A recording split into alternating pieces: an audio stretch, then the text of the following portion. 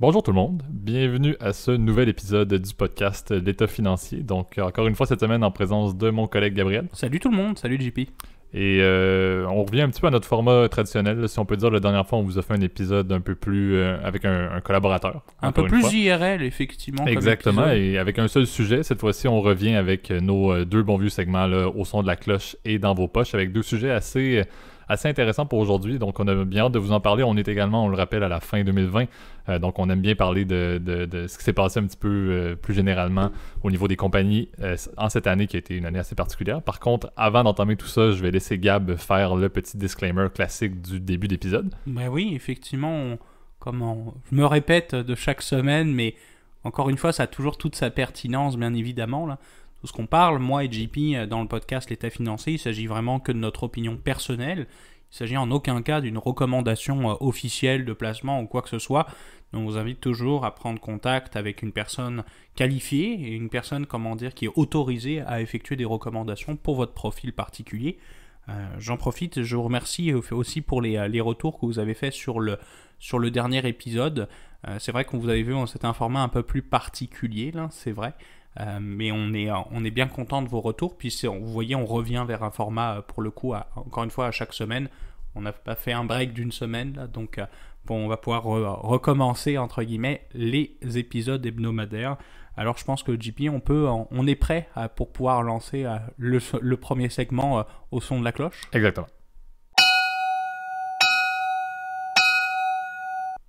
Parfait. Donc, cette semaine, Au son de la cloche, et ça, vous allez vous en souvenir probablement dans les épisodes passés, on fait un épisode assez spécifique sur une compagnie. On avait fait Amazon dans les dernières semaines. Oui.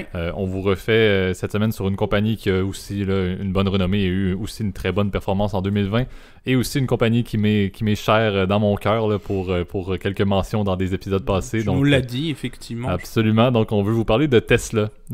Aujourd'hui, encore une fois, pas nécessairement axé sur Musk en tant que tel, mais vraiment sur la compagnie et sur sa performance. On va vous faire un espèce de petit portrait global, un peu financier, mais aussi un peu de la compagnie en général sur ses opérations. Donc, un peu un mix analyse financière et d'opération de la compagnie Tesla, qui, on peut le dire, a eu quand même un gros virage dans l'année 2020 par rapport à ses années précédentes.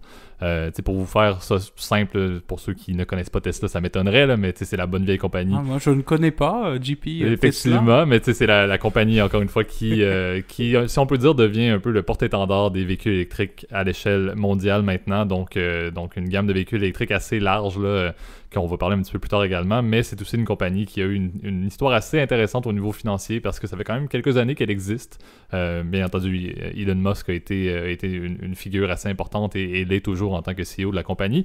Mais on rappellera que ça n'a pas été un parfait bonheur, ou si on peut dire la création classique d'une compagnie automobile comme le sont les Toyota, etc. de ce monde. Ça a été quand même assez compliqué au niveau de sa création, parce que, comme on l'a dit, il y avait quand même des coûts assez élevés liés à cette compagnie-là à la base. Et la petite anecdote, on le rappelle, Tesla a failli faire faillite il y a quelques années si c'était pas de Musk qui profitait qui écrivait des chèques. En fait, qui profitait un petit peu de sa performance dans PayPal, etc., de sa vente de parts dans ces compagnies-là, le but de réinvestir drastiquement dans Tesla. Et c'est ce qu'il y a, si on peut dire, c'est ce qui nous permet aujourd'hui de justement analyser un peu plus la compagnie. Oui, c'est sûr qu'effectivement, comme JP, tu l'as bien mentionné, Elon Musk, c'est pas un inconnu, hein, sur la Silicon Valley, là. À l'origine, c'est vrai qu'il a bâti sa fortune non pas avec Tesla, là. Ça c'est une erreur. Il a battu sa fortune à l'origine, effectivement, parce qu'il était cofondateur, en fait, de PayPal. Et de Zip également, si je ne me trompe pas, là, à la base, qui avait été acheté par PayPal par la suite. Où il y avait une particularité, mais la première compagnie, si je ne me trompe pas, le concept était de Zip.com, quelque chose de même. Vous lirez là-dessus, là, mais il y avait une petite compagnie initiale qui avait fait aussi un bon retour pour moi. C'était probablement durant la fameuse bulle, hein, on avait dédié un épisode justement spécial là-dessus. PayPal, c'est sûr qu'à l'origine, c'est né effectivement, là, c'est le système de paiement électronique là, que vous connaissez tous, là, mais c'est vrai qu'à l'époque, c'était intégré avec eBay, ils se sont fait racheter, enfin, après ils se sont fait reséparer. Il a fait beaucoup d'argent avec ça, puis depuis, effectivement, il investit dans toutes sortes de projets. Vous avez entendu parler, bien évidemment, de Tesla, mais aussi le fameux SpaceX que tu adores, JP. Là, tu m'en parles souvent là, quand il y a les décalages. Moi, je dois t'avouer, je suis un peu largué, même si jeune, j'aimais bien ça, l'astronomie, enfin bref. Mais il y a aussi évidemment les fameux tunnels, là, je me souviens plus, là. The Boring Company. The Boring Company, qui est probablement la compagnie justement la plus incroyable. Ou avec c'est intéressant. Avec le fameux lance-flamme, et puis l'Hyperloop évidemment, les fameux Hyperloop, enfin bref. Musk est un peu, entre guillemets, je pense, un espèce de génie créateur, là, tu sais, ça fait un peu divin, là, comme mais comme c'est le même que je le mentionne souvent, en disant c'est un CEO qui, je crois pertinemment, puis ça je l'avais déjà dit presque mot pour mot, mais qui va vraiment amener une différence dans son mandat. Quand il va prendre sa retraite, là, à la fin de tout son mandat, on pourrait dire qu'Elon Musk a vraiment amené un grand changement dans plusieurs industries, et principalement l'industrie automobile. Je crois que c'est là qu'on a le plus grand changement, puis c'est un peu ça qu'on voulait vous parler aujourd'hui. T'sais, pourquoi est-ce qu'on parle de Tesla aujourd'hui? Gab, tu pourrais dire les chiffres un peu plus, mais Tesla maintenant, en termes de valorisation boursière, est la compagnie automobile la plus valorisée au monde. Effectivement. Dépassant Toyota cette année, on le rappellera. C'est aussi une compagnie qui cette année a réussi à combler quelques trimestres de suite là, pour la première fois avec des résultats positifs en étant profitable. Et qu'est-ce que ça implique, ça? Gab va vous en parler également sous peu. Donc c'est une compagnie qui vient de loin, mais qui, avec le grand changement qu'elle apporte au niveau de la construction ou de la vente ou de la fabrication automobile, en fait, a une grosse valorisation boursière, vraiment une bonne renommée à cause de ça au niveau des bourses. Oui, c'est la folie. Puis je dois avouer, ça a été une année vraiment particulière, c'est vrai, pour Tesla. C'est sûr que les chiffres qu'on va vous parler aujourd'hui ont été ajustés parce que vous le savez, Tesla a eu un stock split. Depuis au mois de septembre, on en avait parlé. D'ailleurs, on avait fait une coquille, je me souviens, à ce moment-là. Donc il y a un stock split, on le rappelle, c'est que une action est devenue 5 actions de Tesla. Ça permettait que l'action coûte pas trop cher, entre guillemets, pour que des gens l'achètent, entre guillemets, pour un montant pas non plus énorme. Là. C'est un peu le but, l'idée, c'est de créer un peu plus de liquidité sur l'action. Voilà. Mais l'idée, fondamentalement, tous les chiffres qu'on va vous donner, évidemment, reflètent le fait qu'on a divisé par 5, du coup, le prix de l'action, Absolument. etc. Pour vous donner des chiffres, c'est sûr que Tesla a commencé l'année à peu près $200 américains. Encore une fois, c'était à peu près $1000 à l'époque. Là. Encore une fois, je me répète pas. Ça a pas mal baissé, je vous dirais, évidemment, avec le mois de mars, mais comme tout sur le marché boursier. Donc, ça a pris quasiment 50% dans la figure. Puis, à l'heure où on se parlait, à vendredi, au moment où on enregistre le podcast, ça valait aux alentours des $600 américains. Exact. Par action. Donc, vous voyez une performance incroyable sur l'année. On est, sur des performances qui sont aux alentours. Là j'ai repris les chiffres sur 12 mois. On est aux alentours des x9, en fait. On est à 782%, soit à peu près x9, là. Exactement, sur un an, le jour. Tu sais, exactement, on est au mois de décembre, donc de décembre à décembre entre 2019 et 2020. Donc, effectivement, près de 782% de rendement là, sur un an au niveau du stock de Tesla. Ça montre assez drastiquement justement ce qu'on disait, là, le fait que la compagnie a fait des pas de géant, parce que c'est une compagnie qui avait une valorisation et qui avait quand même une renommée, même si la performance ne suivait pas, mais on remarque la courbe, là, la tangente est à la hausse drastiquement depuis la dernière année principalement. Et qu'est-ce qui a été impliqué là-dedans? Puis ça, c'est un peu le petit topo sur les opérations de Tesla. Tesla a réussi présentement à avoir une bien meilleure capacité à produire et à livrer des véhicules. On sait que Tesla avait une problématique au début il y avait un engouement. Il y avait 6 mois d'attente. Exactement, il y avait un engouement épouvantable pour le fait de réserver des véhicules, mais ça prenait une éternité avant de se les faire livrer. Et maintenant, avec tous les nouveaux lieux de production, on sait qu'il y a une usine maintenant en Chine, on sait qu'il y a une usine qui est en train de se préparer également en Allemagne, il y a toujours, bien entendu, aux États-Unis, des usines de Tesla. Ça permet d'avoir une capacité qui vient vraiment pas, encore une fois, combler, si on peut dire, l'ensemble de la demande, mais drastiquement, ils sont capables de livrer des véhicules enfin, ce qui est une très bonne chose pour leurs opérations et ce qui vient ramener un peu la profitabilité qu'on vous parlait, qui a été assez notoire cette année. Ben, c'est sûr, ils ont été capables beaucoup plus aussi. Encore une fois, là, ça c'est un concept très économique, mais le concept d'économie d'échelle prend tout son sens avec je pense, la popularité de Tesla. Pour avoir, des fois, quand je mets à jour des dossiers de clients, je vois de plus en plus, en fait, chaque semaine, des gens qui me disent, quand on met à jour leur dossier, ah bah oui, j'ai une Tesla, ok, bah parfait. Et ça arrive maintenant à des gens vraiment de la classe moyenne, entre guillemets. Donc c'est vrai que c'est des autos qui deviennent de plus en plus populaires, pour toutes sortes de raisons qu'on pourra, toi, JP qui est fan de la marque, tu pourras peut-être plus y rentrer dans certains détails. Mais c'est vrai que c'est ça qui est impressionnant avec cette entreprise-là, là, les performances au niveau boursier. Alors c'est vrai que ces dernières années, ça a été pas mal en roller coaster. Je dois vous avouer, 2020, ça a été le tremplin, un peu le saut, un peu comme les tremplins là, aux Jeux Olympiques, là, les tremplins à ski. Là, c'est vraiment ça, là, je dirais, Tesla cette année. Puis c'est vrai que ça a été le roller coaster. Je me souviens de l'année dernière, quand il y avait Elon Musk avait fumé un joint devant avec notre très grand ami podcasteur. Je souhaite un jour qu'il nous invite le fameux Joe Rogan, là, qui est pour moi un de mes podcasteurs préférés, dans dans l'univers du podcast, en tout cas américain. Puis c'est vrai que, Tesla a cette facilité, entre guillemets, marketing aussi, de pouvoir lancer des produits avec une hype sans précédent. À part Apple, moi je vois personne qui est capable de créer des shows, des fameuses conférences. Je me souviens quand il y a eu le dernier modèle, que je trouve pas très beau à mon avis, là, le fameux Cybertruck, que je trouve un peu spécial là, en termes de goût. Là. Exact, mais tu sais, c'est ce qui est intéressant parce qu'au-delà de ce que j'ai mentionné, la capacité de production qui a été améliorée vraiment drastiquement, c'est aussi le fait que la gamme de véhicules a changé beaucoup. Tesla n'est pas non plus innocent au fait de dire leur but c'est de devenir comme j'ai dit, la compagnie pour les véhicules électriques, mais ils savent également qu'il y a des segments qui sont beaucoup plus rentables que d'autres au niveau des segments automobiles.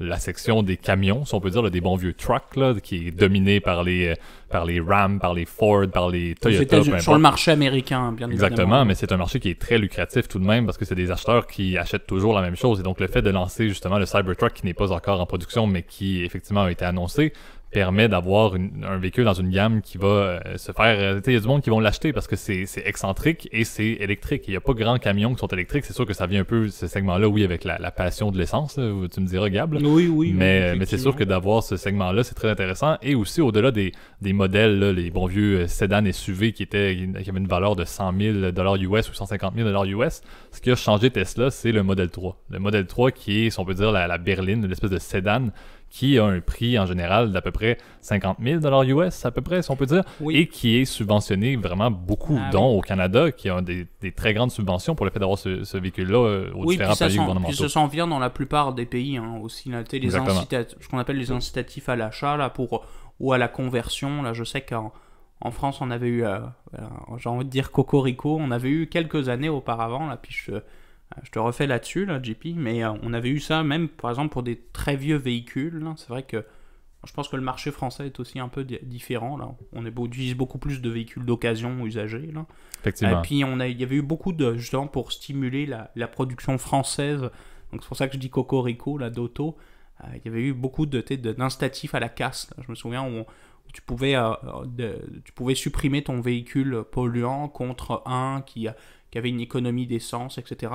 Le concept va s'appliquer probablement dans la plupart des pays pour les véhicules électriques, quand je pense que le thermique disparaîtra. Là, je pense que c'est c'est sûr que c'est pour moi, entre guillemets, qui suis un amateur de véhicules thermiques, là, plus entre guillemets une désolation, mais en même temps c'est une bonne chose, je pense aussi sur le long terme pour l'environnement, parce qu'on ne se cachera pas quand même, c'est une des premières sources d'émissions de CO2 là, quand même, sur la planète. Donc Tesla, vraiment, si on peut dire, tourner la barque cette année, les véhicules, encore une fois, une gamme beaucoup plus large et une capacité de production qui est assez massive. Encore une fois, je vous donne, c'est juste pour rire, le regarder si vous avez une fenêtre pas loin de vous, quand vous écoutez le podcast à l'instant, regardez dehors, c'est sûr que vous voyez un Model 3 passer dans les 15 prochaines minutes, selon moi. Là. C'est surtout que ce qui est drôle, c'est que, comme notre podcast studio, et on vous le cache pas, c'est chez moi, là.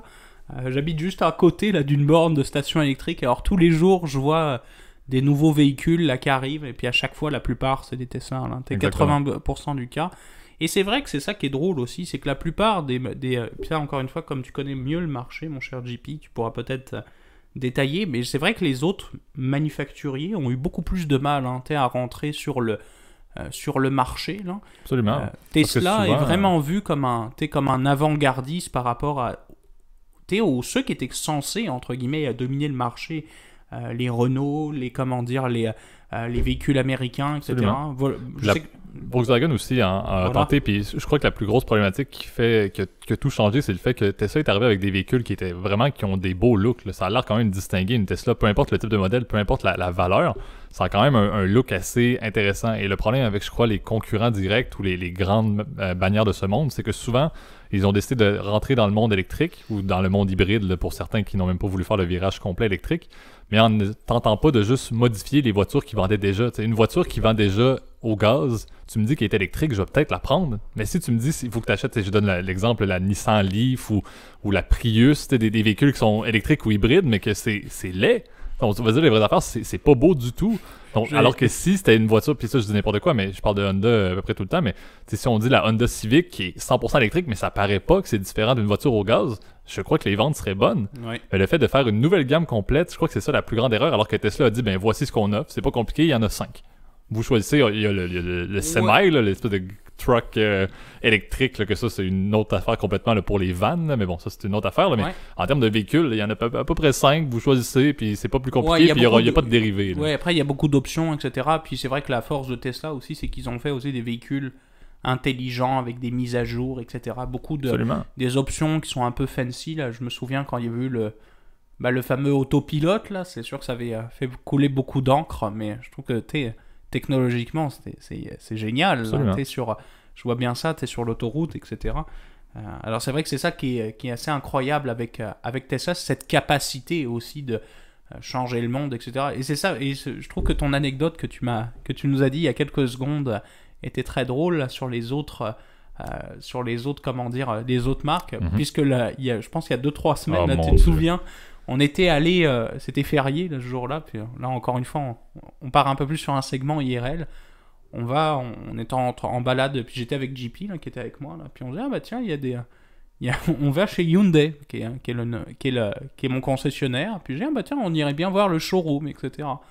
Et on arrive, et puis c'est vrai que on regarde le véhicule électrique. Moi, je l'ai trouvé sympa, là, mais JP, je me souviens la tête que tu faisais. C'était pas beau. Oui, mais encore une fois, c'est ça qui est triste, c'est que on voit la distinction entre un véhicule régulier et un véhicule électrique. Puis Hyundai est une compagnie qui vend beaucoup de véhicules au gaz. Pourquoi est-ce que vous faites pas juste transformer votre véhicule au gaz pour du électrique? Alors qu'on le sait, puis ça, c'est ce qui me rend fou avec les compétiteurs de Tesla, c'est ça prend moins de place techniquement. Là.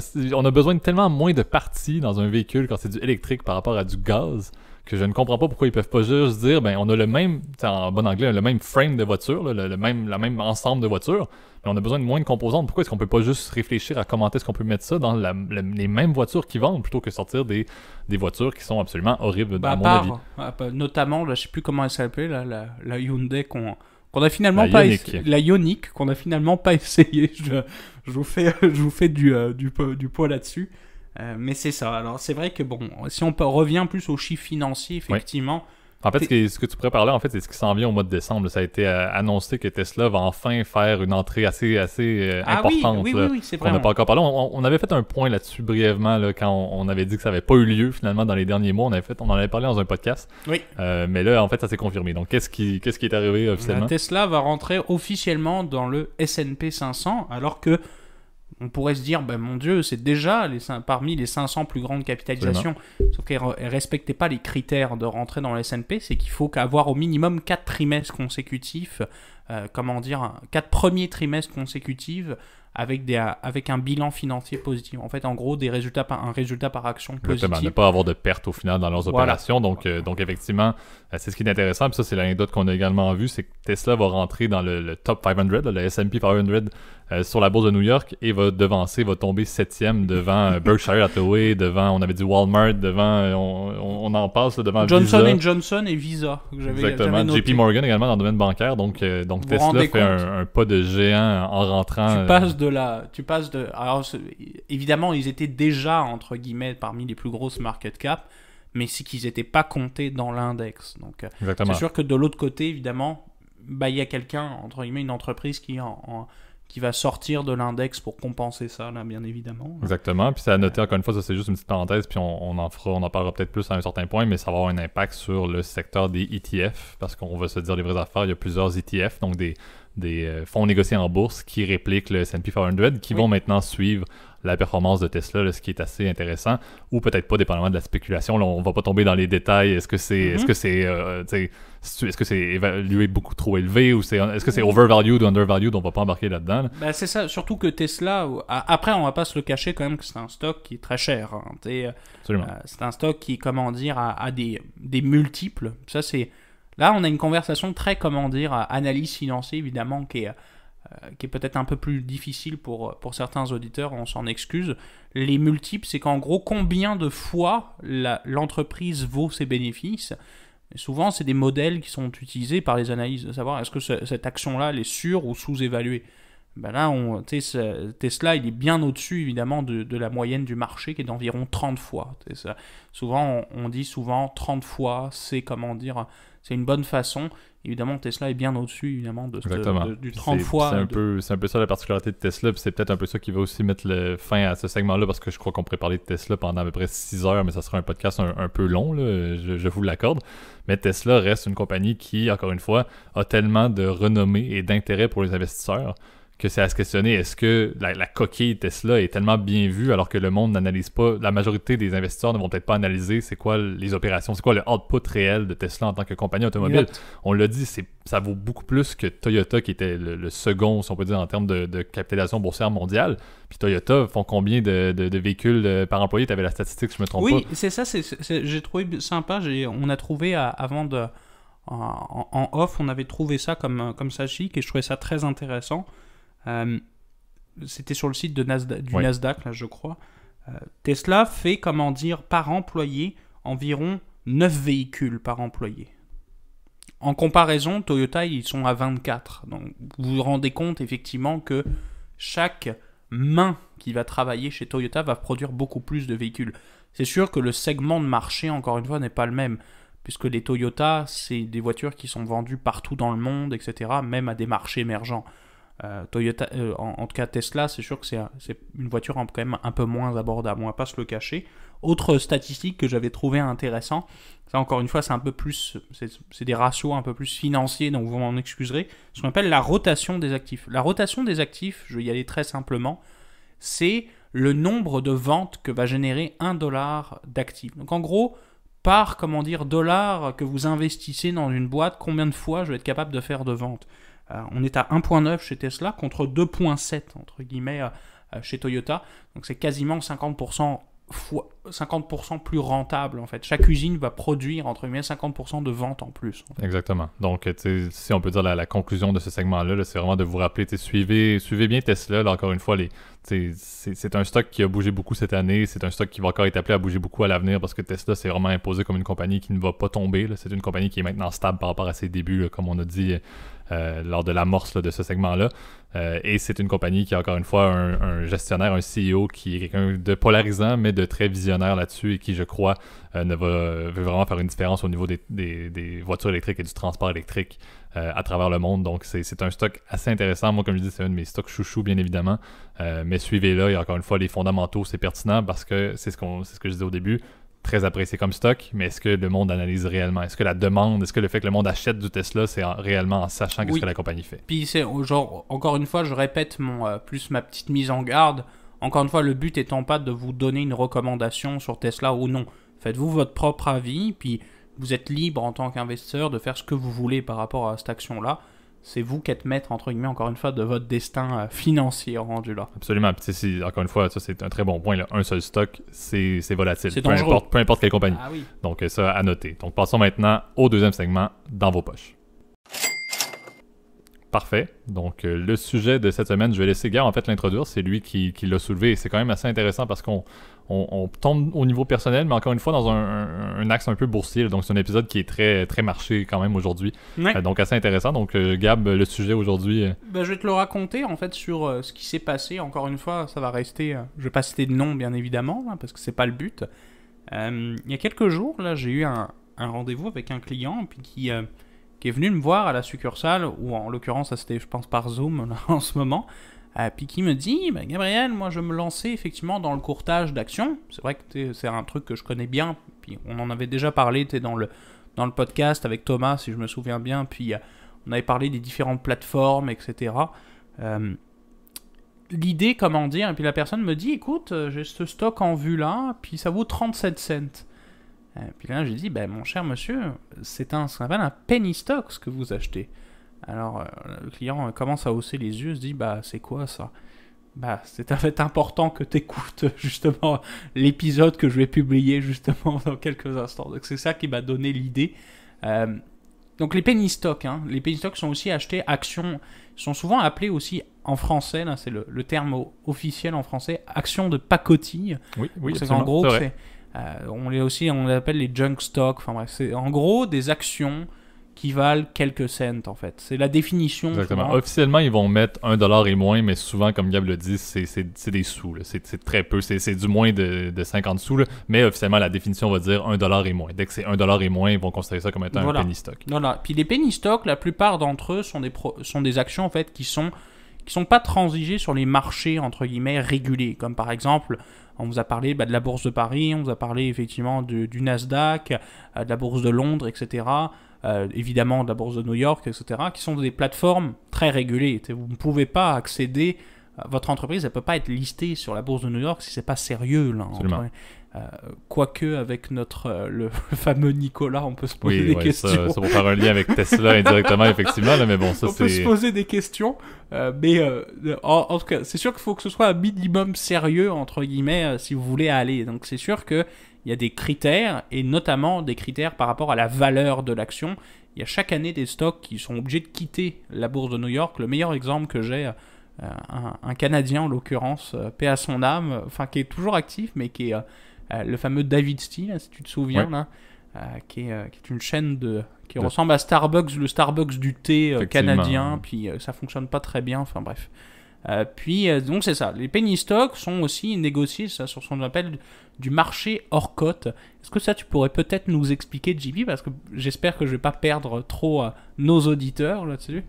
Parce que c'est un point intéressant, parce que encore une fois, et ce que tu dis des marchés hors cote, moi ce que j'aime définir le marché hors cote, c'est en relançant un autre terme, c'est le terme illiquidité point d'interrogation, dans le sens où dès qu'on est dans du hors cote, ça le dit, là, c'est pas une cotation régulière, et ça va souvent être aussi axé sur le fait que vous n'allez pas nécessairement avoir de la facilité de transaction, parce que on se dit les vraies affaires, là, un penny stock, là, on va pas mettre 10$. Si on met 10$ dedans, là, on n'a pas 2 shares. Là. On n'a pas 2 actions si on met 10$ dans un penny stock. Ouais. En général, on se ramasse... Avec des milliers d'actions. Exactement. On a 40 000 actions, et puis du jour au lendemain, ça prend 15 sous, et puis on vient soudainement de faire un rendement exponentiel du 300%. Là.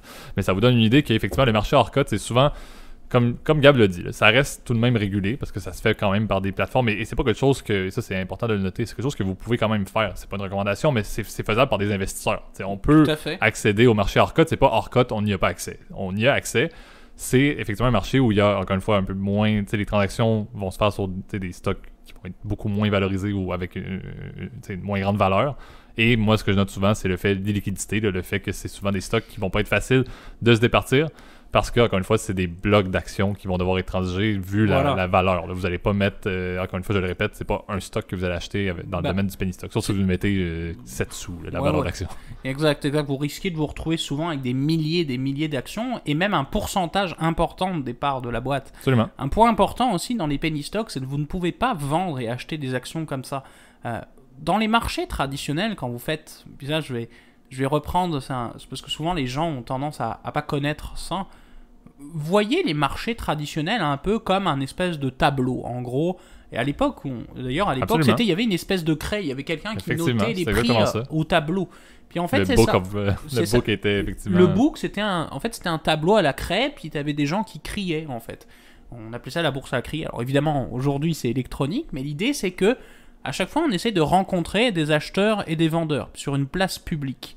Alors, par exemple, moi, je suis prêt à le vendre 30 actions à tel prix. On appelle ça des ordres. Donc, un ordre limite ou un ordre au marché. Alors, quand quelqu'un accepte un prix comme ça qui est donné, on appelle ça un ordre au marché. Ou quelqu'un qui crée de la demande ou de l'offre, on appelle ça un ordre limite, donc avec un certain prix.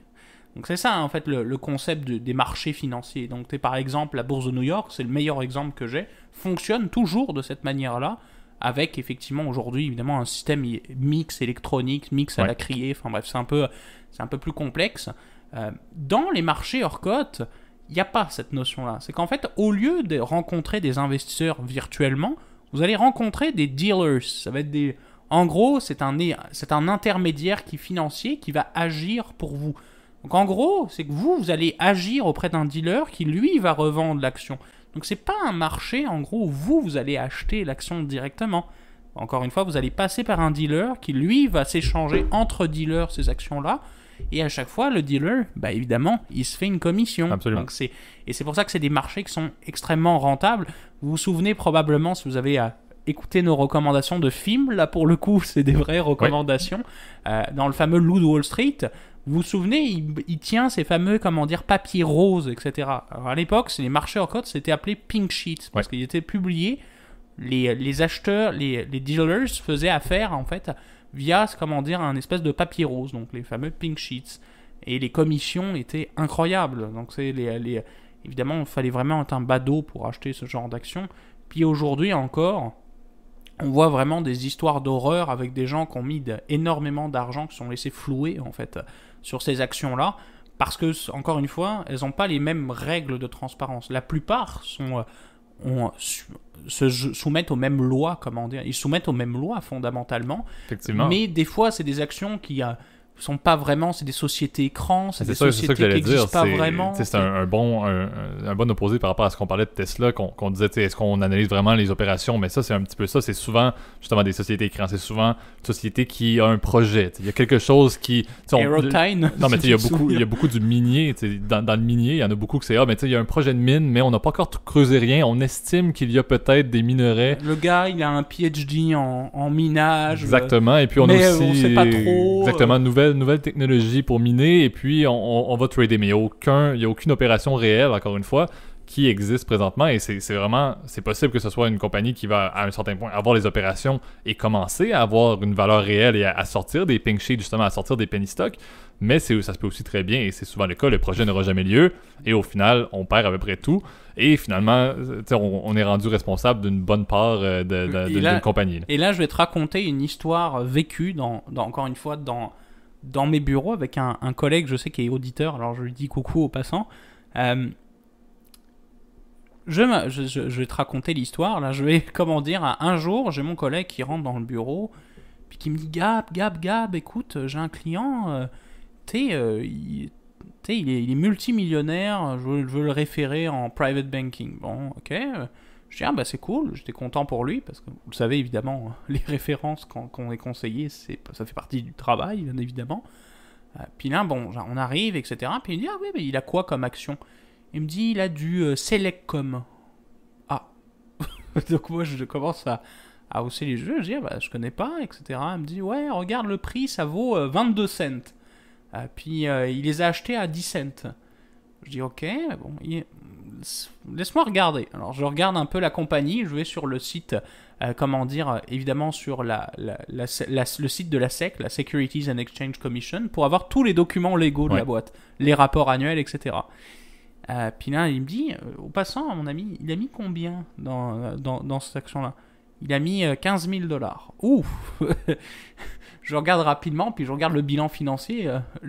La société, elle avait une équité négative, là. Donc ça veut dire qu'elle vaut moins que zéro. Donc évidemment, là, j'ai bien rigolé. Là. Je dis, non, mon ami, ça vaut zéro ce qu'il possède. Là. Il s'est fait flouer. Il me dit, oui, mais ça vaut 22 cents sur les marchés. Oui, mais si je calcule le nombre d'actions qu'il a, parce qu'il l'a indiqué, il lui avait comme une copie du certificat d'action, ton ami il possède 47% des parts de cette entreprise-là, mais qui vaut zéro. Donc, en fait, il possède $0.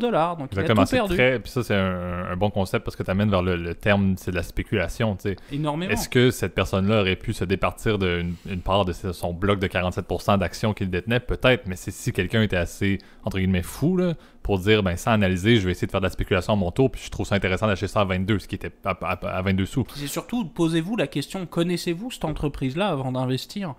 Moi, Selectcom, ça m'a pas pris 30 secondes. Moi, des opérateurs téléphoniques américains, il y a AT&T, Verizon, Sprint, etc., des gros noms. Mais quand j'ai entendu le nom, je dis, non, ça me dit rien. Et ça, c'est pas un bon signe. Là. C'est-à-dire, il faut quand même se poser des questions. Et c'est pour ça que moi, je voulais vous mettre en garde aujourd'hui. Du PGP, étant donné qu'on travaille, entre guillemets, sur les marchés, nous deux, c'était de vous mettre en garde, vous faire une grosse mise en garde par rapport à ces actions-là.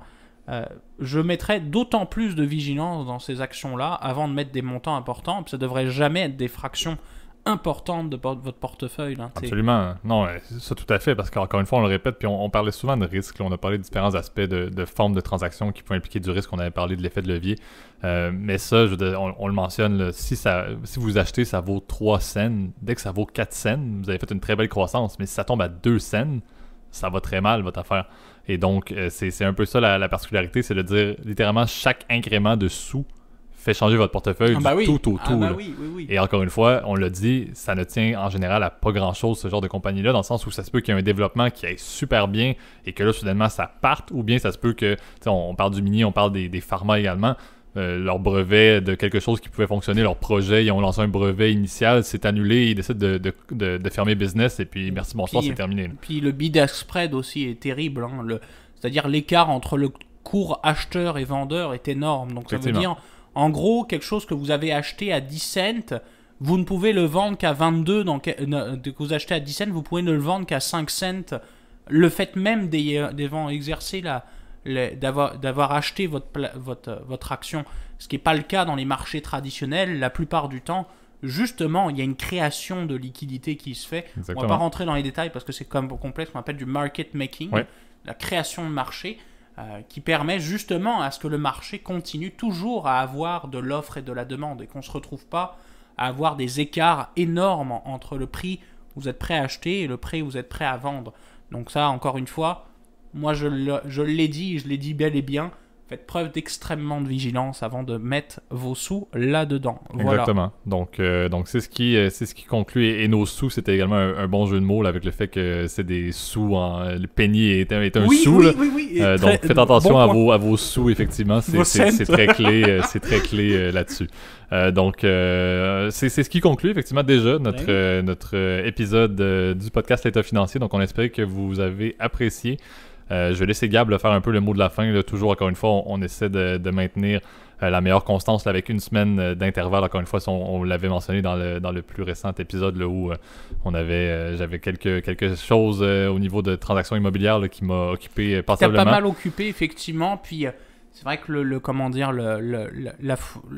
montage avec Discord était aussi un peu plus long, etc. Là. Donc on vous remercie pour votre patience pour le coup. Puis là, justement, je fais de la passe. N'oubliez pas, évidemment, de mettre un like, de partager la vidéo sur YouTube, etc., à vos amis, à vos connaissances, même, à votre entourage, pour que si jamais ils sont intéressés par la finance ou d'autres sujets, qu'ils puissent en profiter. C'est le but. Alors, toujours une fois, c'est d'affûter votre esprit critique, puis votre connaissance de base, où tu es un peu plus avancé. Puis n'hésitez pas, donc on est surtout évidemment sur toutes les plateformes de podcast. Exactement. Voilà. Donc bonne semaine à tous. Bonne semaine, salut.